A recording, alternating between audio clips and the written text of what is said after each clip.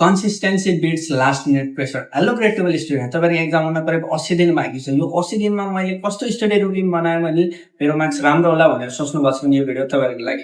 र तपाईँको एक्जाम हुन करिब 80 दिन बाँकी छ। यसलाई तपाईँले दुईटा फेजमा डिभाइड गर्न सक्नुहुन्छ, फेज फर्स्ट र फेज सेकेन्ड है। फेज फर्स्टमा तपाईँले सुरुको 50 देखि 60 दिन छ। आज म यसको बारेमा कुरा गर्दैछु। फेज फर्स्टमा तपाईँले के गर्न सक्नुहुन्छ भन्दा सुरुको 60 दिनमा तपाईँले कन्सेप्ट बिल्डिङमा काम गर्नुहोस्, डेली पढ्नुहोस्।